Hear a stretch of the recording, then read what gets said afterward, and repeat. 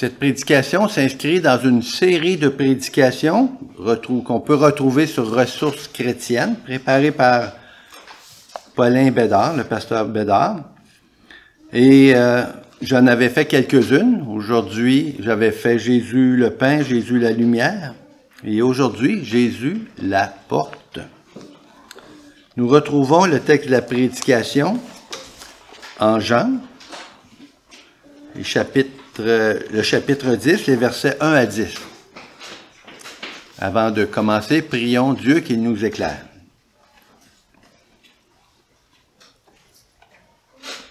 Père, nous tournons vers toi pour te demander de nous bénir par l'écoute de ta parole. Ta parole est riche. Elle veut nous nourrir, altérer nos âmes. Elle veut aussi nous faire grandir dans l'attachement à Jésus-Christ. Nous te prions que ce matin, cette parole produise ses effets dans nos vies, qu'elle nous donne de mieux t'aimer, mieux te connaître et mieux ressentir ton amour pour ton peuple, ton troupeau. Bénis la prédication de cette parole et l'écoute, notre écoute, au nom de Jésus-Christ. Amen. Fait que si vous avez une Bible blanche, c'est la page 696. Et je vais lire Jean chapitre 10, les versets 1 à 10. Jésus le bon berger.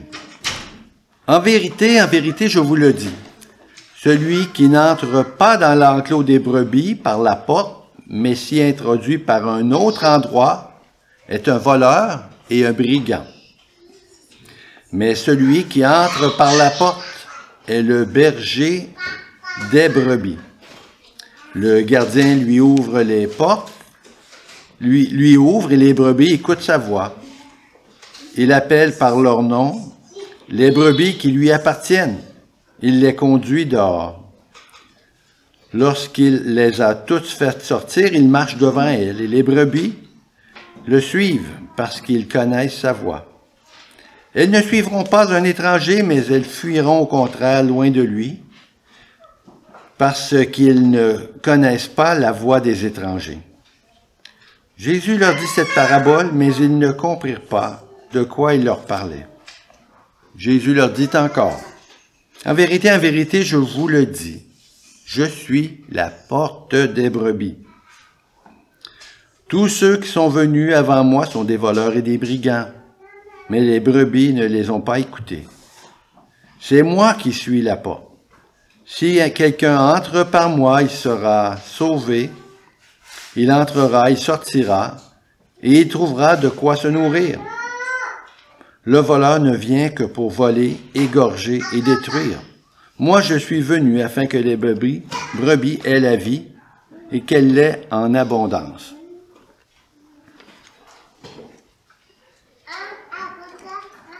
Nous sommes tous entrés ce matin par une porte ouverte et non verrouillée.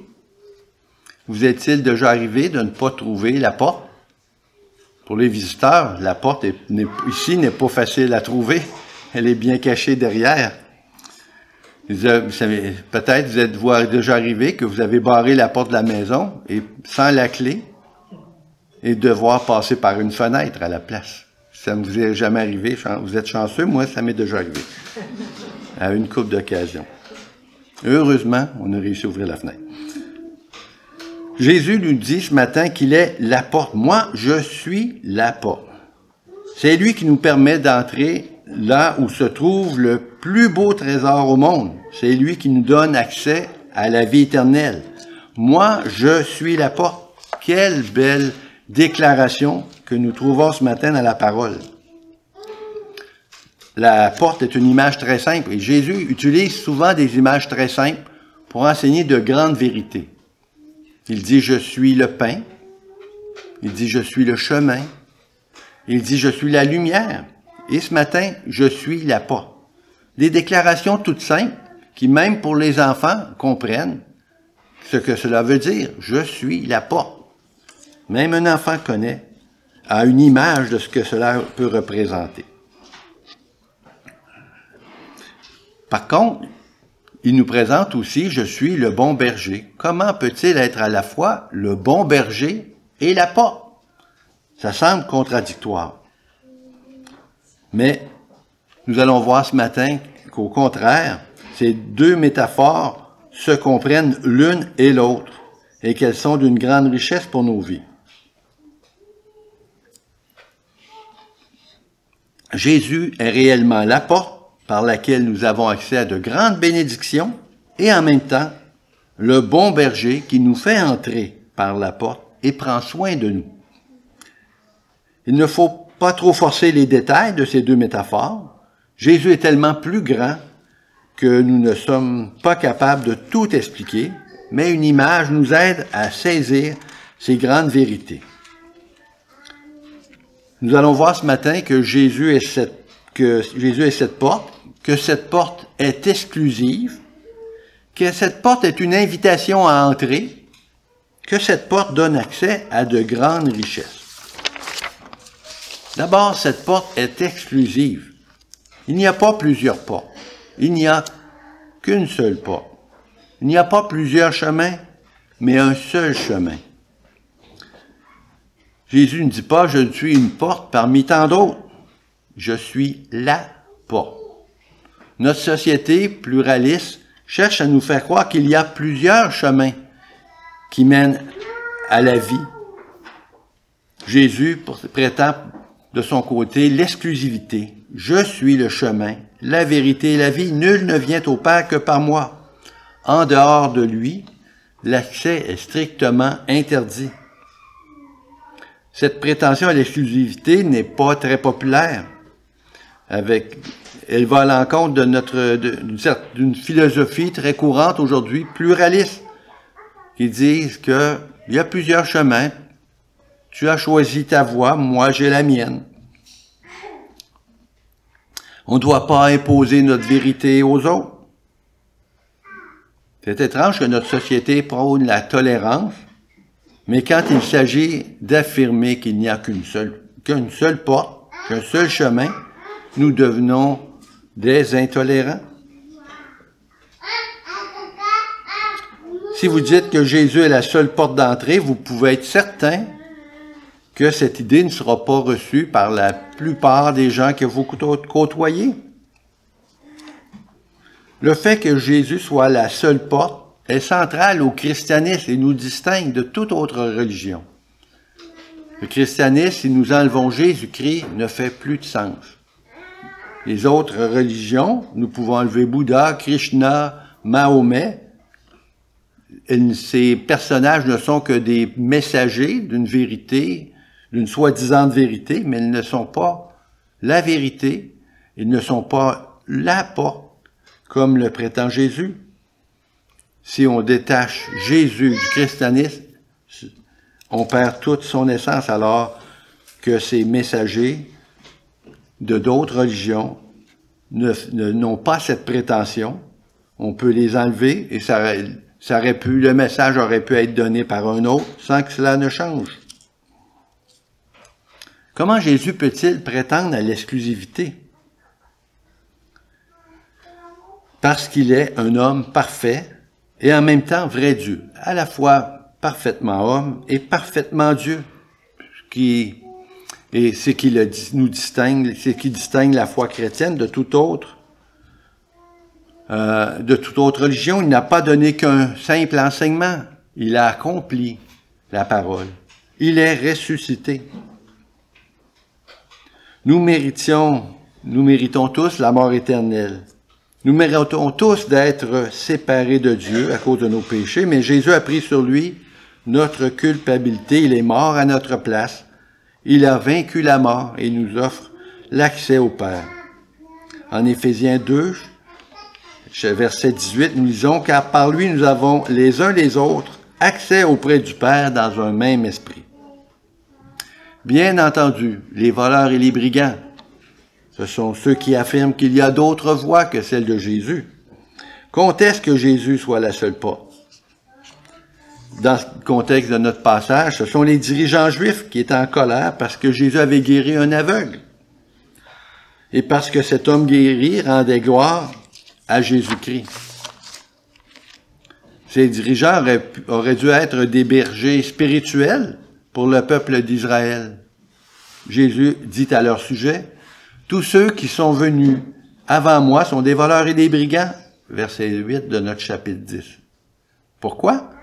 Parce qu'ils n'ont pas pris soin du peuple de Dieu. Ils ont cherché leurs propres intérêts et ils ont contesté le fait que Jésus soit la porte des brebis. Les voleurs et les brigands sont nombreux aujourd'hui. Des gourous, des maîtres spirituels qui prétendent qu'il y a d'autres portes, qui veulent nous proposer des techniques, des vérités secrètes, une autre porte, au fond. Ils détournent donc les gens de la vérité, de la parole de Dieu. La vérité que Jésus-Christ seul est la porte. L'Église doit continuer de prêcher fidèlement et courageusement que Jésus est le seul chemin, la seule porte, le seul moyen du salut. Jésus est donc la porte que Jésus nous offre, est exclusive. Il n'y a pas d'autre chemin, pas d'autre porte. Notre deuxième point est que Jésus, la porte, est une invitation à y entrer. Jésus nous dit dans le verset 9, « Si quelqu'un entre par moi, il sera sauvé. » Il n'y a qu'une seule porte, mais tous sont invités à y entrer. Est-ce que ce verset ne contredit pas d'autres paroles de Jésus? Par exemple, il dit au chapitre 6, verset 44, « Nul ne peut venir à moi si le Père qui m'a envoyé ne l'attire. » Pour pouvoir venir à Jésus, il faut d'abord que le Père nous attire. Personne n'est intéressé par ce message si l'Esprit Saint ne le conduit à Jésus-Christ. En même temps, Jésus dit, si quelqu'un entre par moi, il sera sauvé. L'offre est présentée à tous. Les deux affirmations sont vraies. À la fois, tous sont invités, mais seuls ceux que le Père attire viennent à cette porte.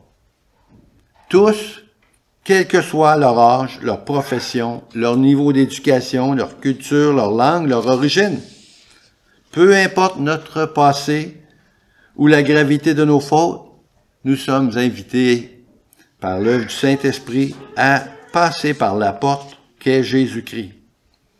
Il nous arrive parfois d'imposer des limites à Dieu, en pensant qu'un tel qui a tellement de vie pécheresse ne peut pas venir à Dieu et à Jésus-Christ. Elle est trop loin, ou elle est trop bien, elle n'a pas besoin de Jésus. Il n'y a aucune raison pour que quiconque parmi nous, autour de nous, parmi nos connaissances, ne soit attiré à Jésus.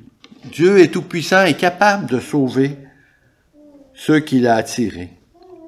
Il est plein de grâce et d'amour. Voyez cet homme que Jésus a guéri au chapitre 9, un aveugle-né, un homme sans instruction, un mendiant, un pauvre pécheur méprisé de tous. Il a été attiré par Dieu, il a cru en Jésus, il est entré par la porte. Entrons par cette porte, croyons en Jésus-Christ, faisons-lui confiance, croyons qu'il est mort pour nos péchés et que nous appartenons à lui pour toujours. Croyez-vous en lui? Ce n'est pas difficile. Parfois, parce que c'est trop simple, on veut ajouter plus qu'une porte. On veut ajouter des œuvres à cette œuvre que Jésus a faite. Pour nous-mêmes, il est évidemment impossible à cause de nos cœurs endurcis. Toutefois, croire en lui, ce n'est pas compliqué. C'est facile de passer par la porte de votre maison. Vous le faites chaque jour sans effort. C'est facile de passer par la porte du salut. Jésus ne dit pas « Je suis un mur qu'il faut escalader ». Pas besoin de faire des efforts pour grimper. Il ne dit pas « Je suis une longue passerelle, un long chemin infranchissable ou très difficile à franchir ». Pas besoin d'être fort, agile, intelligent, courageux pour la traverser. Non, il dit « Je suis la porte ». Il suffit d'entrer. La porte ne nous permet pas seulement d'entrer, elle nous permet d'entrer et de sortir. Au verset 9, il est écrit, il entrera, il sortira, il trouvera des pâturages. Le symbole semble parfois clocher, mais c'est une réalité profonde. Il nous fait entrer par la porte pour être sauvés, mais ensuite, il est possible d'entrer et de sortir.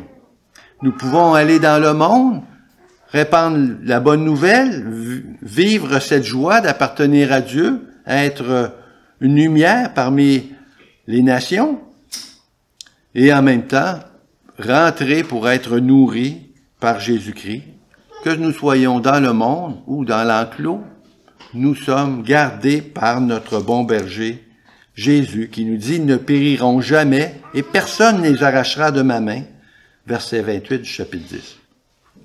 Une fois entrés, nous sommes sauvés pour toujours. Toutefois, l'image de la porte permet d'expliquer d'autres vérités. Une fois devenus croyants, nous entrons et nous sortons par la même porte. Nous avons la liberté de vivre toute notre vie grâce à Jésus. Autrefois, les bergers faisaient passer les brebis par la porte pour les faire entrer dans l'enclos pour la nuit, pour les protéger et les garder. Le matin, ils les faisaient sortir vers des prés verdoyants pour être nourris, manger l'herbe sur la colline. Jésus est la porte par laquelle nous entrons et nous sortons chaque jour. Il est notre vie. Il nous donne la joie et la liberté de vivre pour lui une vie de service et de reconnaissance. Sommes-nous entrés par cette porte? Entrons-nous et sortons-nous chaque jour par cette même porte, ayant cette confiance que Jésus nous garde, nous protège? Vivons-nous à son service, à la maison, dans nos travaux, dans nos projets, au milieu de nos difficultés? Avons-nous confiance que Jésus est présent? Vivons-nous la liberté et la joie d'appartenir à Jésus? Un troisième bienfait, c'est que cette porte donne accès à de grandes richesses. Si Jésus est la porte, c'est pour nous donner accès à un riche trésor. Notre texte nous révèle 3 trésors, et même 4. Les 3 premiers commencent par la lettre S. Le premier trésor est le salut. Jésus dit, si quelqu'un entre par moi, il sera sauvé. Verset 9, cette promesse n'est pas seulement pour un avenir lointain au ciel, il est pour ici, maintenant. Le salut commence aujourd'hui. De quoi sommes-nous sauvés? De nos péchés, de la mort éternelle, de la colère de Dieu, du royaume du diable, dans lequel nous étions autrefois prisonniers. Nous sommes sauvés, tout cela, par la grâce qui nous est offerte en Jésus-Christ. Nous n'avons pas fini d'être sauvés, c'est un processus continuel où le péché dans nos vies est encore présent, mais Jésus nous aide à combattre, à grandir dans la sanctification et à aller auprès de la croix pour être pardonné jour après jour. Un jour, lorsque Jésus reviendra dans sa gloire, nous serons libérés de la mort et du péché et nous serons rendus parfaits. Quel riche trésor qui nous est réservé pour tous ceux qui entrent par la porte, le trésor du salut. La deuxième grande richesse est la sécurité. Celui qui entre par la porte trouve la sécurité. Le soir, le berger rassemblait son troupeau. Il les faisait entrer dans l'enclos pour la nuit, afin de les protéger. Il fermait la porte derrière elles, et les brebis étaient en sécurité. Le berger pouvait aller dormir tranquille, même si des loups et des lions rôdaient autour de l'enclos. Bien sûr, Jésus, notre bon berger, ne dort jamais. Il veille constamment sur ses brebis, c'est pour cela qu'il s'appelle la porte. Il veille sur notre sécurité. Nous entrons et nous sortons par la porte, ce qui veut dire que nous entrons et sortons de l'Église, ce qui ne veut pas dire que nous sortons de l'Église ou du salut. Entrer, sortir signifie la sécurité pour nous. L'Éternel gardera ton départ et ton arrivée, dès maintenant et à toujours. Psaume 121, verset 8. Est-ce que Dieu nous protège de tout accident, de toute maladie, de toute épreuve? Non. Les chrétiens, comme tous les autres humains de cette terre, doivent passer par bien des souffrances. De quoi alors sommes-nous protégés? Dans la parole ce matin, nous voyons que Jésus nous garde des voleurs et des brigands, des lions qui rôdent, pour nous détourner de l'évangile de Jésus-Christ, de nous détourner de la grâce de Dieu. de nous détourner de ces voleurs et brigands qui veulent nous conduire dans une autre voie extérieure à Jésus-Christ. Il nous est dit que rien ne pourra nous séparer de l'amour de Dieu en Jésus-Christ. Rien ne peut nous couper de cette communion avec lui. Voilà la sécurité qui nous est promise.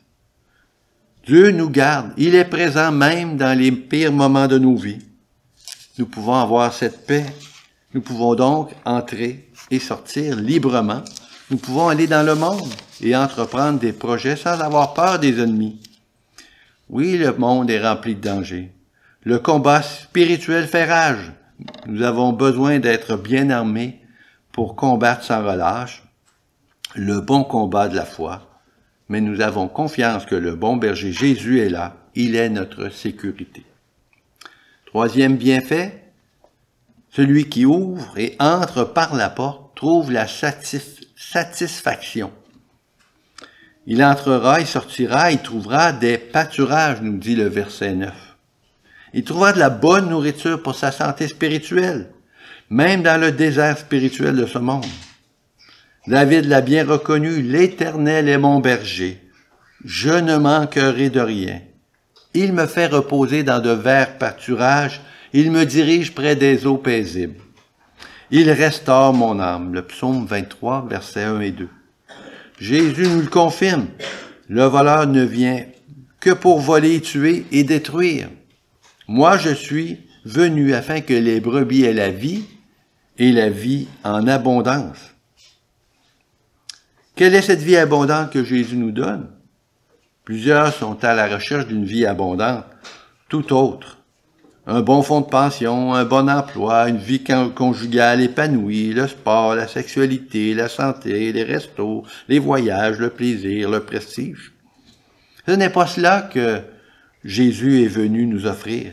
Il nous offre bien plus, des bienfaits bien plus grands et beaucoup plus éternels. Je suis venu afin que les brebis aient la vie et qu'elle l'ait en abondance. De quoi Jésus parle-t-il? Il parle de la vie nouvelle, de la communion riche et bénie que nous avons avec Dieu grâce à son œuvre de grâce, son œuvre de grâce et au Saint-Esprit qui vit en nous. Jésus nous a promis une vie riche et abondante, une vie excellente en communion avec Dieu. Sommes-nous des enfants satisfaits de la nourriture que Dieu nous donne? Goûtons-nous chaque jour les bienfaits de notre communion avec lui? Ou sommes-nous mécontents, découragés, insatisfaits, grincheux? Nous avons continuellement besoin de revenir dans les verts pâturages de la parole, dans la prière. N'oublions jamais que Jésus nous donne la vie, et cette vie est abondante. Sachons apprécier ce grand cadeau, ces belles promesses, cette belle relation que nous avons avec le Père grâce à notre bon berger Jésus. Celui qui entre par la porte trouve un quatrième bienfait. Il ne commence pas par S. Les trois premiers étaient salut. Le deuxième était sécurité. Troisième, satisfaction. Maintenant, commence par T. Troupeau. Jésus est la porte des brebis. Il ne dit pas de la brebis, mais des brebis. Toutes les brebis de Jésus sont rassemblées. Ils sont mis dans ce même enclos, rassemblés par Jésus-Christ, qui donne accès au troupeau du bon berger, le peuple de Dieu. Voilà notre quatrième bienfait. Nous sommes greffés à une nouvelle famille. Que pensez-vous de ce trésor? L'Église est-elle pour vous aussi un trésor? Goûtez-vous la joie d'appartenir au peuple de Dieu, cette nouvelle famille? Découvrez-vous de nouveaux frères, de nouvelles sœurs? Goûtez-vous la présence et l'encouragement de chacun de vous? Cette personne, quand elle entre par la porte, elle découvre une nouvelle famille qui partage la même foi. Elle entend la voix du bon berger avec les autres dans l'Église. Quel encouragement! Parfois, toute cette découverte peut devenir intimidant. Il y a beaucoup de nouvelles personnes à connaître, des personnes différentes de nous, souvent d'un âge différent, des arrière-plans différents. L'intégration n'est pas toujours facile pour les nouveaux. Les autres dans l'Église doivent faire des efforts pour les accueillir, les connaître, les aider. Rappelons-nous que nous passons tous par la même porte. Nous avons un même Sauveur, une même espérance, une même famille. Pour les chrétiens plus expérimentés, c'est un sujet de grande joie que de voir une nouvelle personne se convertir et rentrer par la porte et veut se joindre et se greffer à la grande famille des enfants de Dieu. Il y a malheureusement parfois des frictions entre les brebis. Certains membres de l'Église sont plus difficiles à aimer, à comprendre. Rappelons-nous que Jésus est la porte de toutes les brebis. Rappelons-nous que Jésus est le bon berger, qu'il veille aussi à son troupeau. Regardons à lui avant tout. Gardons à l'esprit que tout ce qu'il a fait est pour que nous puissions entrer et vivre ensemble dans une même communion. Et cela, malgré les difficultés que cela peut représenter, nous grandissons tous en nous édifiant les uns les autres sur la solide fondement de Jésus-Christ. Nous entrons par la même porte, la porte de la foi. Nous avons les mêmes bienfaits, le même salut, la même sécurité et la même satisfaction. Nous sommes appelés à vivre ensemble, à nous encourager les uns les autres, à nous aimer les uns les autres et à avoir de la reconnaissance les uns envers les autres et en nous tournant tous ensemble vers le bon berger. Quelle joie! Jésus est la porte. Il n'y en a qu'une seule. Elle est exclusive. Nous sommes invités à y entrer. Elle nous donne accès aux plus grandes richesses, le salut, la sécurité, la satisfaction et une famille, le troupeau du bon berger. Oui, Jésus est notre porte. Vivons ensemble dans la joie, la reconnaissance. Amen.